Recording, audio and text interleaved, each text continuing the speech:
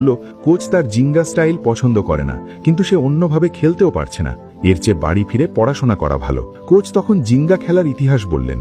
16 শতাব্দীতে আফ্রিকান কৃতদাসদের ব্রাজিলে আনা হয়েছিল। নির্যাতনের হাত থেকে বাঁচতে তারা জঙ্গলে পালিয়ে গিয়ে নিজেদের আত্মরক্ষার এক বিশেষ যুদ্ধ কৌশল তৈরি করেছিল। দাসপ্রথা বিলুপ্তির পর তারা সেই কৌশলকেই ফুটবলে মিশিয়ে দিয়েছিল, যা সারা বিশ্বকে অবাক করে দিয়েছিল। এটাই ছিল ব্রাজিলীয়দের রক্তে মিশে থাকা ফুটবল খেলার ধরন। কিন্তু বিশ্বকাপে টানা হারের পর অনেকেই বলেছিল এই শৈলী দিয়ে কিচ্ছু হবে না।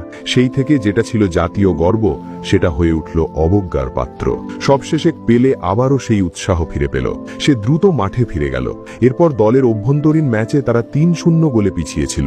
পেলে আবারও সেই ইউরোপীয় খেলার কৌশলে আটকা পড়ে গেল। ঘোর লাগা অবস্থায় সে বাবার সাথে অনুশীলনের কথা মনে করল। সে কল্পনা করল ফুটবলটা সেই আম, বুক দিয়ে বল নামালো, পায়ে থামালো, প্রতিপক্ষকে কাটিয়ে বেরিয়ে গেল।